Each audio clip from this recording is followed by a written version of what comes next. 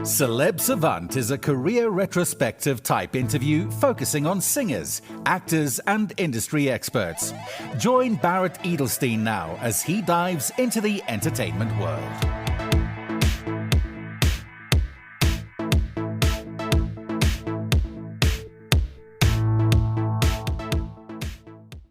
We are joined for the second time on this episode of Celeb Savant by Jethro Sheeran, who also goes by the professional name Alonestar. He is a British musician, music producer, rapper, and is based in Denmark. He is a #1 Billboard and multi-award winning artist who has collaborated with several famous musicians, including Tupac, Chris Brown, Lil Wayne, Macy Gray, Akon, DaBaby, and many more. Jethro is the first cousin of Ed Sheeran, as their fathers are brothers, and they have written and produced songs together. In this episode of Celeb Savant, we'll be catching up with Jethro and finding out what's been happening in his world since we last spoke. Up next on Celeb Savant, we've got Jethro Alonestar Sheeran. Where do we find you in the world and how are you doing? Hey, how you doing? Thanks for having me back. It's a pleasure. I am in Denmark at the moment, in my hometown now, called Kundbu. It's about 40 minutes north of Copenhagen, and this is where I reside with my little dogs here. This is Frida and Meggie.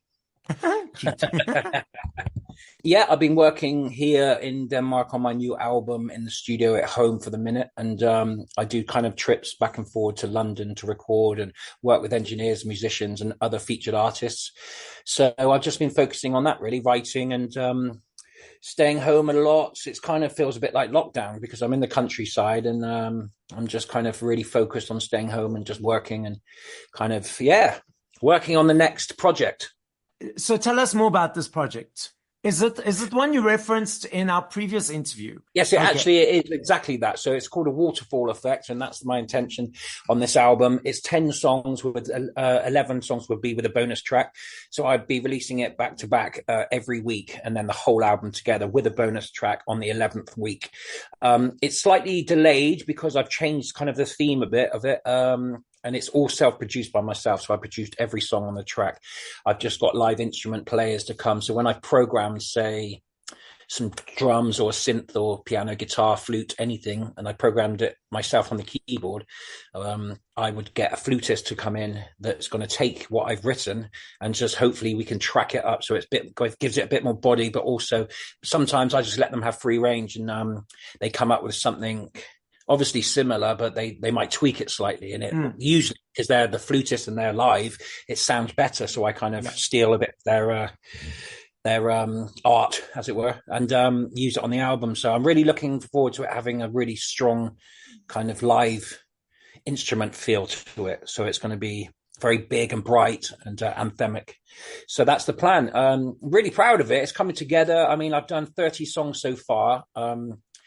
Whittering it down to 10 with a bonus track as well. So I'm just kind of waiting for a spring release, basically. And then hopefully the 3 singles will be coming out in April, May, June, or May, June, July. That's the plan. Yeah. So what was the original theme, and what did you change it to, and why was there a change? Well, the original theme I felt was a bit more poppy. It had a bit more of a hip hop pop feel. It was a lot of female vocal hooks that were kind of about just having a good time. And even though the songs were brilliant for radio and it was really kind of commercially brilliant, I thought, because it still had an edge to it. It was like dirty pop, I like to say. That's what I call that style of music. It's like, tough beats and gritty samples and kind of really cool lyrics and stuff like that. But it's like, it was more pop. But I've kind of gone down more of a darker sort of musical route where it's more, I'm doing this soundtrack for the Van Gogh new movie, which I mentioned. And just because I've been working on that, I've been producing a lot of kind of theatrically type film score music. Yeah. And it inspired me, and I started writing more film scorey type stuff, hence all this live orchestral sound on the album now. And it just kind of made me think, like, what is the message I want to get across? Because this is kind of throwaway. It's great, it's timeless, and it's kind of cool. But is there a message in the music to help other people, for other people to listen to and go, wow, this is like, I can relate to that? Or, not just dancing and partying and having a great time, or braggadocious sort of lyrics and stuff like that. So that was my main focus. It's a bit more spiritual. It's got religious elements in it. It's kind of got, a heaven, a hell, a dark, a light sort of theme.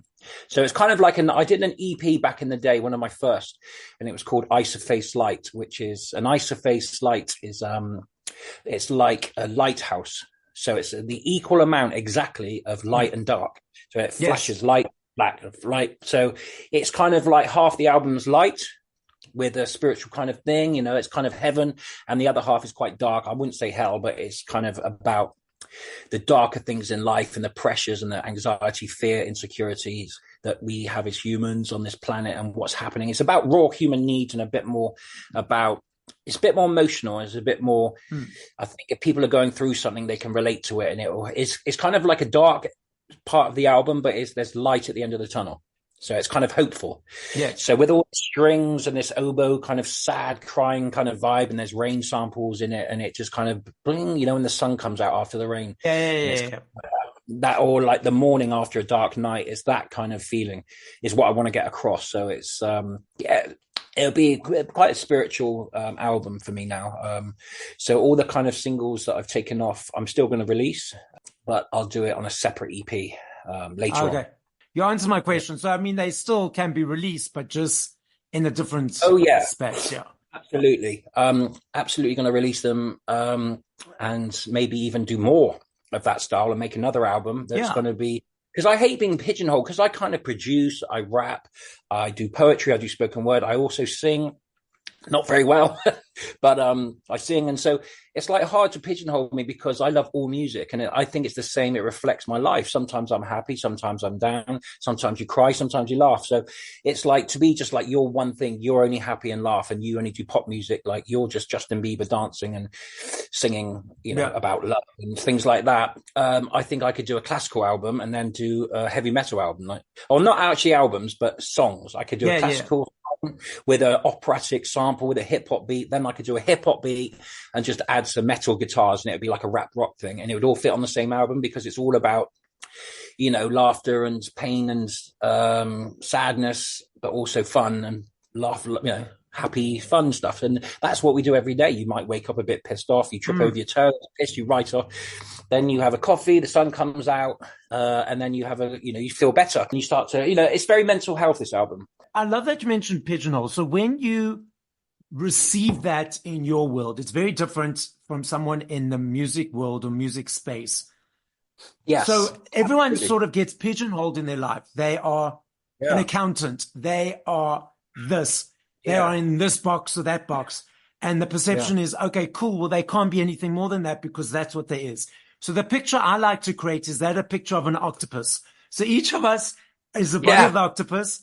And we each has as many or as little tentacles as we want. Brother, sister, aunt, rap, dance, heavy metal, classical. But when you are just classified as the one in your world or your space, how do you respond? Not really react, more respond to people or experiences where you are pigeonholed? Do you know what? It's a great question, because, firstly, it's brilliant you use the octopus in that way, because I use it in business. I try and have 8 revenue streams, like an octopus's legs. And say one revenue stream dries up, we have lockdown, I can't do gigs anymore.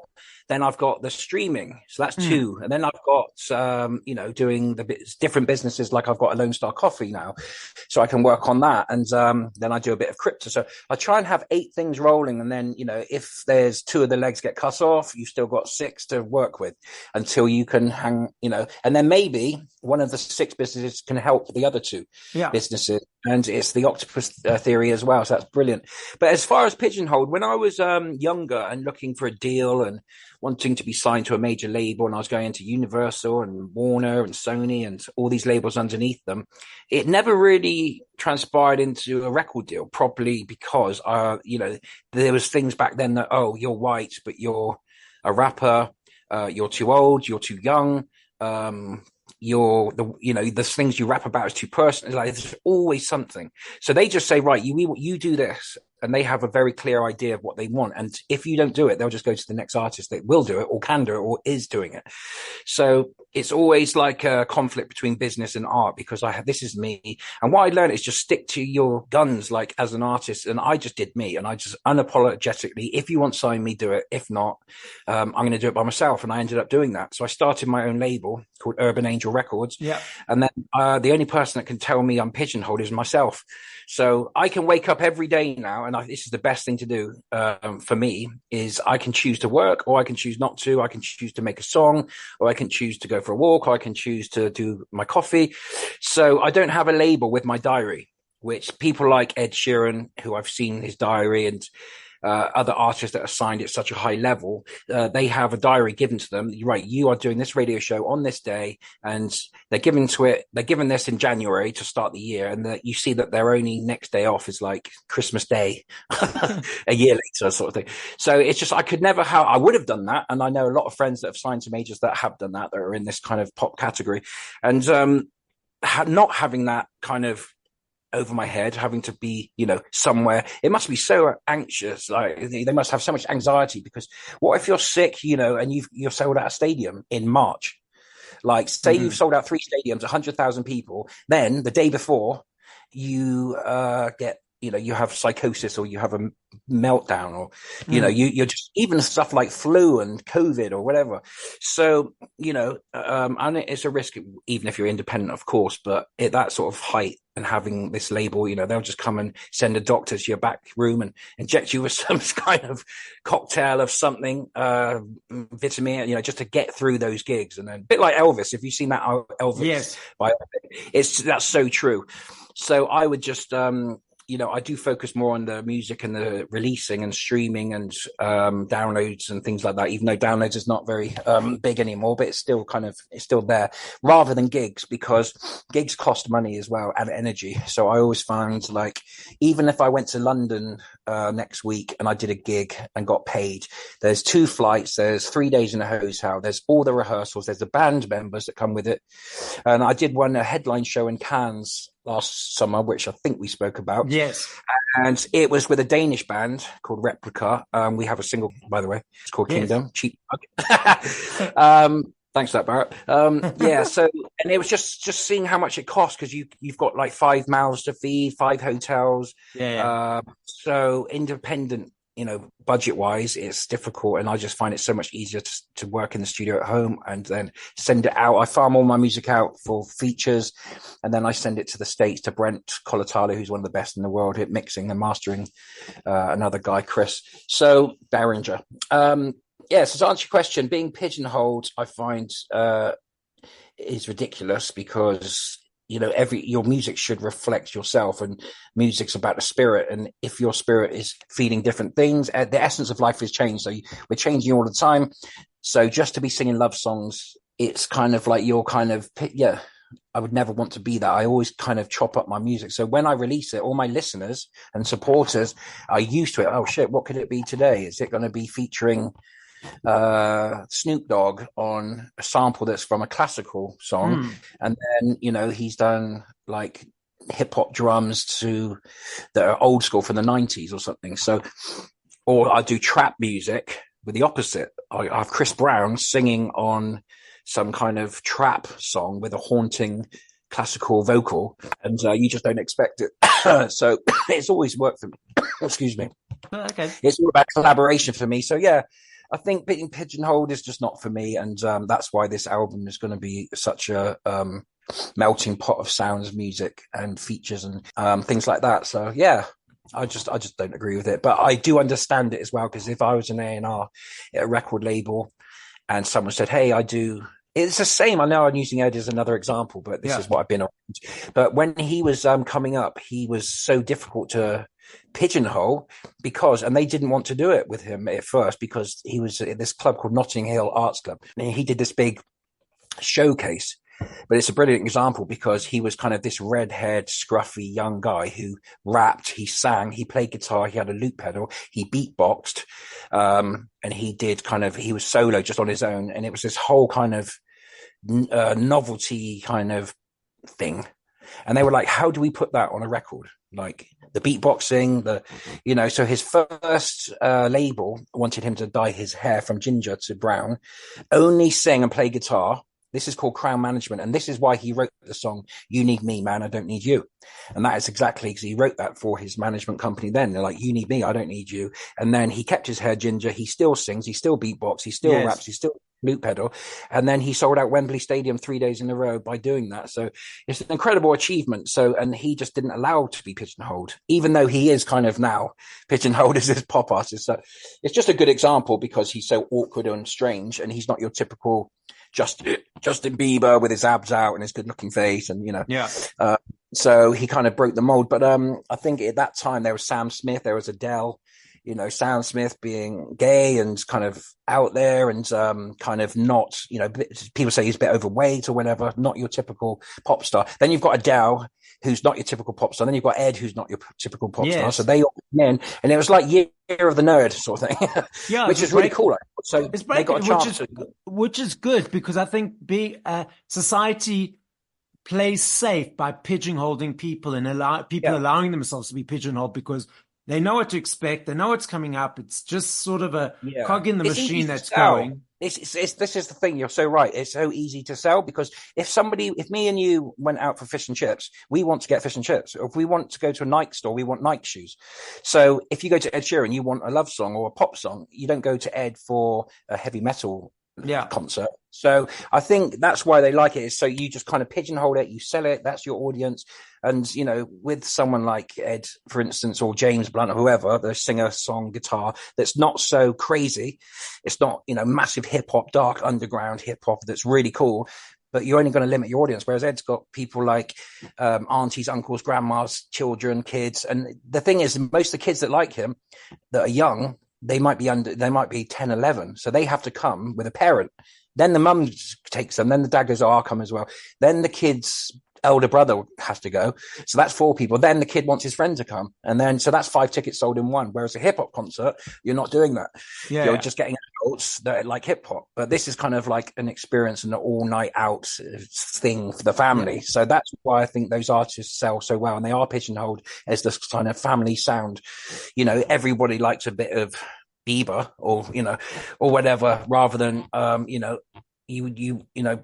wouldn't, even though he's hugely commercial and pigeonholed slightly in kind of pop rap, but you wouldn't find sort of a grandma really going to an Eminem concert as much as you would, as much as you would someone that's pop, So I think that's why they do pigeonhole it, because they market it that way. It relates to everyone, really. There's something in the song. Everyone feels love. Everyone just wants to kind of cry or whatever. So, rather than someone talking about gangster shit, busting their gats, selling crack on their back, flip flap, killack, you can't really, whatever they're saying, the bling bling, big cars, selling drugs, shooting people, you can't really relate to that if you're from Kensington in London in a sort of private school. So, you like it because it's cool, but you don't relate as much because it's just, you don't sell drugs and you don't kill people. So, or gangbang or whatever. So, So you referenced this a little bit earlier. So as much as you can talk about it, because I know in this space, a lot of it's hush hush and secretive. So the Van Gogh project, how did you get involved with it, and how much can you share of it? Okay. I've just done an interview that's coming out. It's just part 1's out now on Life and Luxury magazine, and it explains all about this. But I'll talk about it here on Celeb Savant. I met a producer of the film in Cannes. So the Cannes Music Festival that I headlined the show was a week after the film festival. So this producer was there with Johnny Depp at the Cannes Film Festival, and then he came to the music festival and approached me after my show and said, really love the set, and we're doing this movie. And he just found out that Ed had sung Starry Night and had Van Gogh tattooed on him. thinking we're similar artists. He didn't expect me to be rapping on stage like that. He thought I'd be playing an instrument and singing. So he was like, that was really cool. We were really interested in, we're interested in you being a part of this Van Gogh project. Would you be up for maybe doing a cover of Starry Night and maybe one original song? So it started there. So we were looking for someone to sing Starry Night. I thought Ed was it's not really my style. I was looking more like James Arthur. It'd be too obvious if it was me and Ed doing it. He probably would want to anyway. But even though they're big fans of it. So I was looking at James Arthur and maybe Lucas Graham or particularly Lewis Capaldi, who I really wanted. That was my first choice. So then it just kind of started growing. And then obviously you introduced me yourself to Macy Gray's management. Yeah. Larry, who's amazing. Big up Larry if you're hearing. And big up Macy too. And then I'd had a remix with Macy that we never met. We had met once actually at a gig in London many years ago, but it wasn't like anything that she would probably remember. And then I started seeing if she wanted to do a song. And then I went to her show in Denmark, met up with her after, and she did this great song called The Heart, which I thought fitted the film. So I submitted it and they were like, well, do you want to be the album producer of the whole project? So I was like, hell yeah, I'd love that.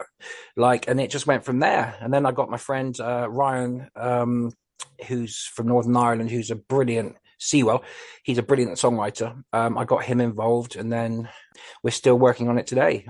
We've got like 10 songs that we're sort of working on. It's very similar to the Elvis biopic because the Van Gogh, because, he killed himself, committed suicide. He suffered mental health, had schizophrenia. He was very depressed, full of anxiety, big drinker, went to whorehouses and things. So there's a very dark side to his life.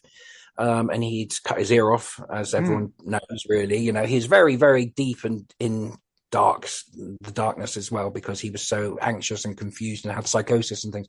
So, because of his kind of history and things like that, the writer and director of the film, by the name of Kira Seaway, she had a mutual friend who was Dutch and a painter, just like Van Gogh, who committed suicide. So they really want to kind of have this album reach out to people with mental health, suicidal tendencies, and people that have anxiety and depression. So suicide rate is the highest in men between something like 18 and 34.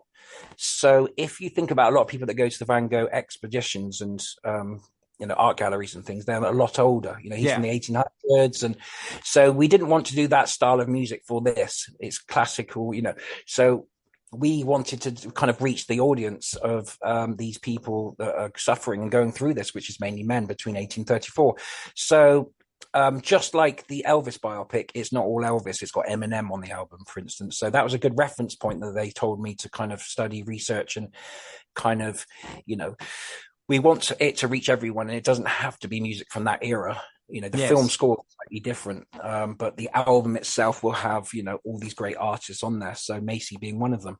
And thanks to you for that. Yeah, that's kind of the angle we're going on. So we're reaching a younger audience for the movie and the soundtrack. It's a brilliant film. It's a really, really great script. And it's really kind of passionate.